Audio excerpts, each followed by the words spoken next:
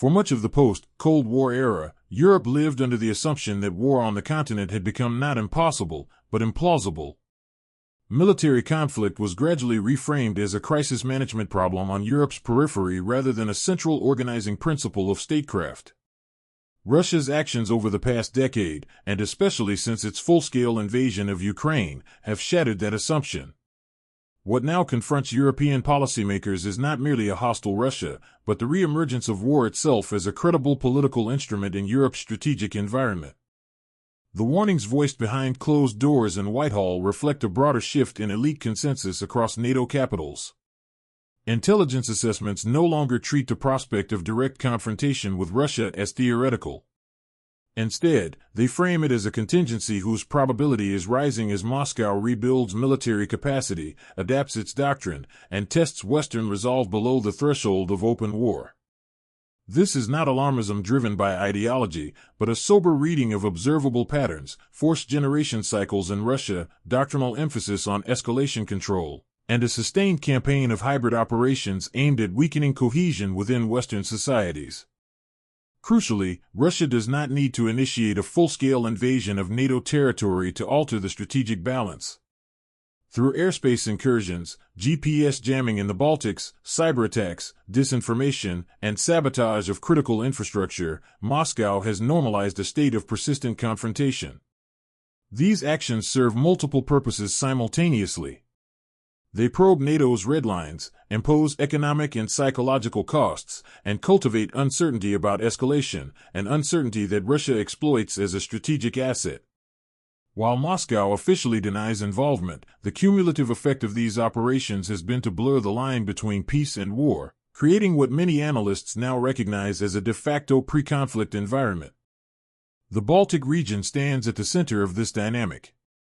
From Moscow's perspective, it represents both a strategic vulnerability for NATO and a potential pressure point through which the credibility of the alliance could be tested.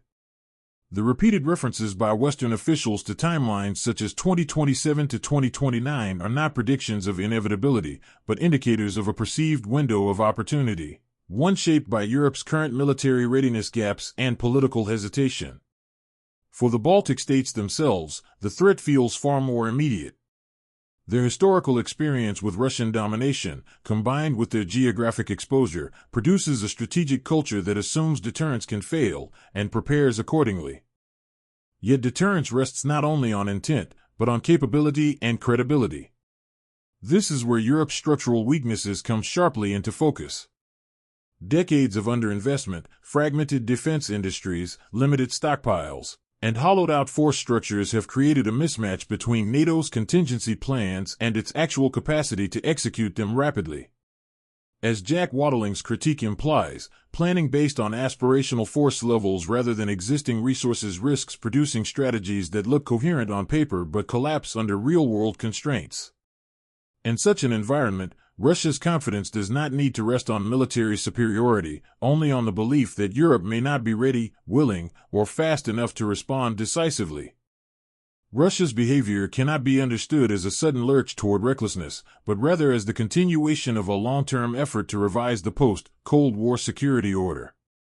From the Kremlin's perspective, NATO's eastward expansion, Western military support for Ukraine, and the erosion of Russia's perceived sphere of influence constitute not isolated grievances, but a cumulative strategic defeat that must be reversed.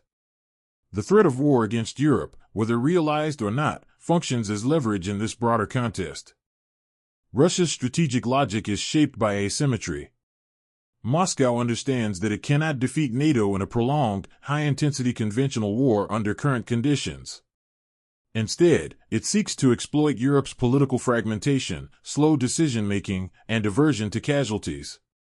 Hybrid warfare, ambiguity, and calibrated escalation allow Russia to shift the burden of risk onto its adversaries. Each drone incident near a civilian airport, each unexplained infrastructure failure, and each disinformation campaign forces European governments to choose between escalation and restraint, choices that, when repeatedly deferred, can erode deterrence without a single shot being fired across a border. European political systems, by contrast, are constrained by electoral cycles, fiscal pressures, and societies accustomed to peace. The legacy of the peace dividend is not merely material, it is psychological and institutional. Defense ministries lost influence relative to finance and social welfare portfolios, military service faded from public life, and strategic planning horizons shortened. As a result, the shift from crisis management to war preparedness represents not a policy adjustment, but a civilizational recalibration, one that many governments have been reluctant to articulate openly to their voters. This reluctance creates a dangerous gap between threat perception among experts and public understanding. While surveys indicate growing concern about security, concern does not automatically translate into acceptance of sacrifice. Increasing defense budgets, rebuilding reserves, hardening infrastructure, and expanding civil defense all impose visible costs.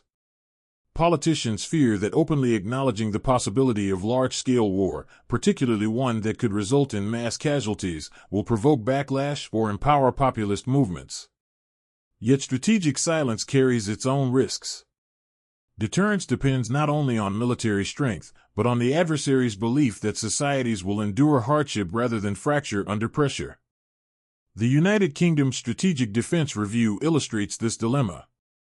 The diagnosis offered by figures such as Richard Barron's is clear: readiness for war requires an integrated national effort encompassing the military, industry, healthcare, logistics, and civilian resilience. But diagnosis without execution merely widens the credibility gap. The admission that Britain may need a decade to reach adequate readiness, while allies assess the risk horizon in 3 to 5 years, exposes a structural mismatch between ambition and tempo. This gap is not unique to the UK, it is symptomatic of a broader European challenge. NATO's decision to raise the defense spending target to 5% of GDP by 2035 underscores the scale of the problem. While symbolically powerful, the target risks becoming aspirational rather than operational if it is not accompanied by near-term capability delivery and industrial mobilization. Europe's defense industrial base, fragmented and optimized for peacetime efficiency rather than wartime surge, remains a critical vulnerability. Without sustained political commitment, higher budgets may translate into higher costs rather than greater readiness. The trajectory Europe now faces is defined less by inevitability than by choice. Russia's posture, while increasingly confrontational, does not yet lock the continent into war. Instead, it presents a narrowing corridor in which deterrence can still be restored or allowed to fail. The strategic consequences of how Europe responds will extend far beyond its eastern flank, shaping the global balance of power and the credibility of the Western security model in the decades ahead. In the medium term, the most dangerous scenario is not a full-scale Russian assault on NATO, but a limited, ambiguous confrontation designed to exploit uncertainty. A localized crisis in the Baltics, a maritime incident in the North Sea, or a cyberattack that cascades into civilian disruption could force the alliance into a moment of truth. If Europe appears slow, divided, or hesitant, the damage would not be confined to that theater. Such a failure would reverberate globally, signaling to other revisionist powers that Western guarantees are conditional and that escalation below the threshold of total war can succeed. Deterrence, once weakened, is notoriously difficult to rebuild.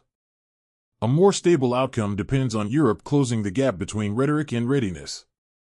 This does not require mirroring Russia's militarization of society, but it does demand a recalibration of expectations.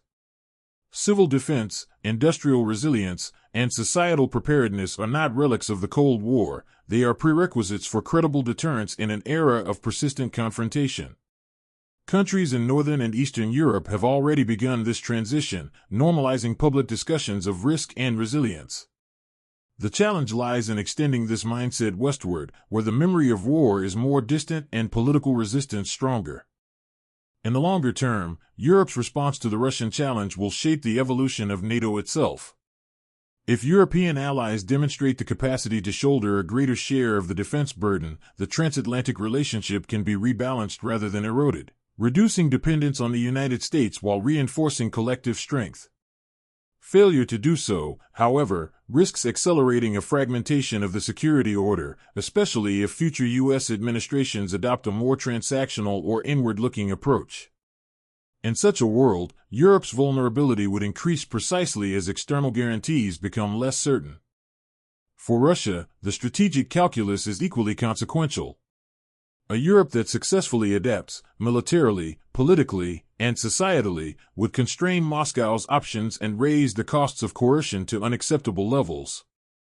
Conversely, a Europe that remains psychologically unprepared and structurally divided would validate the Kremlin's belief that time favors revisionism. The outcome of this contest will not be decided by declarations alone, but by the cumulative effect of investments, reforms, and political courage over the next several years.